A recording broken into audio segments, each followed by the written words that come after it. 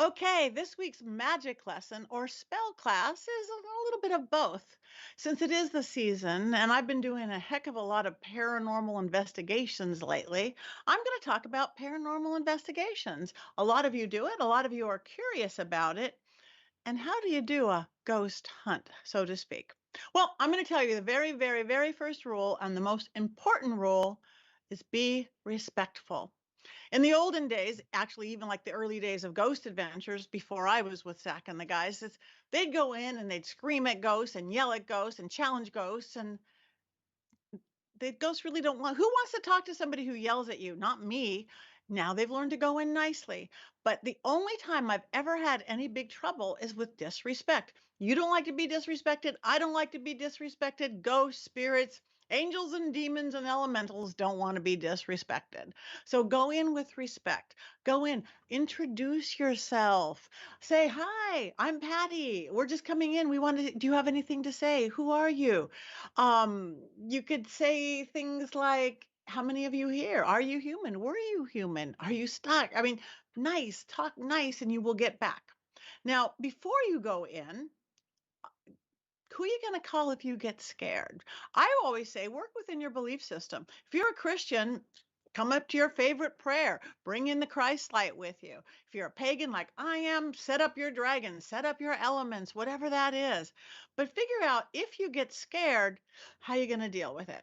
But whatever your belief system is, the very, very best thing you could do, in addition to your prayer or your chant or your lucky this or your sigil, this little thing that I wear is what I wear on anything scary, the Helm of Awe sigil. Most powerful little 8-sided cross ever, because negative energy goes in and blows it all up. I wear it around my neck for scary things, for almost anything. I have one tucked under my welcome mat to keep out burglars and bad spirits. But figure out, what is your protection?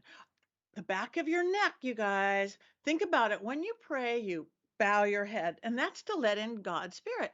Close that down a little. You want to see people with your third eye through here, heart open, all your senses. Because remember, you may not see them with your eyes. You might just see them with your inner eyes. You might just know they're behind you. You might hear them. You might feel them. You might smell them. But back here is the big portal, right where your head and neck come together. Close that down. That's where I make oils. I make all kinds of magical oils, and you could put a little mugwort and you could put a little rue and all sorts of things. But even if you don't have oil, use a little olive oil. It's really magical too. And if you don't have oil, just rub it and just say, I'm closing that down. Nothing's getting in from here. I like it to kind of enhance everything, but close it down. But the best thing to do is, if you get scared or you get over your head, is laugh. As silly as that sounds, something's coming in. You don't know what to do. Or you've said your prayer. You forgot your whole prayer. You don't know what you're doing. Laugh. Even if it's the ridiculous fake laugh, ha, ha, ha, ha, it's going to sound so silly. You're going to probably turn it into a real laugh. And that's going to so confuse and so frighten anything, especially a negative spirit. You're going to startle them and they're going to run away. Plus, as you guys know, I do a lot of breath work. Ha, your breath is your life force. It's your pneuma. Ha, you're doing kind of a vowel sound with a laugh. So that's, you're opening this up, your clarity, your focus, your breath is coming out, your moisture in your breath, your free will. You are claiming things. Plus the fact, if it is a negative spirit, they want you to be afraid. They want you to be angry. So a ridiculous laugh, real or fake, you're going to be a lot less afraid and you're going to be a lot less angry. So when all else fails, laugh. But do have it set up before you go in, and do start someplace easy. The little haunted place down the street that you hear there's a little girl that hangs out, or the bed and breakfast where the lady walks by. Try not to start out at the serial killer's house, or the prison where there's 900 stuck spirits, or the insane asylum. Because again, you don't jump in the deep end until you know how to swim. And if you can, start out with a team. Um, there's so many teams everywhere now. You can find them online. Start with people who know what they're doing, because you may not have any equipment, and not that you need any equipment. You really can start out with a flashlight and the recorder that's on your cell phone. Heck, apps on the cell phone work really, really good. A $2 cat ball, a $2 mag light, and your cell phone. You've got everything you need. But you might have somebody in that team that has an SLS camera and a K2 meter and all sorts of spirit boxes, and that's great.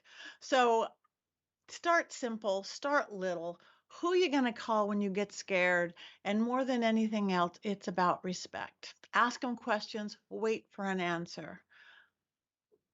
You've got it. Go talk to the dead.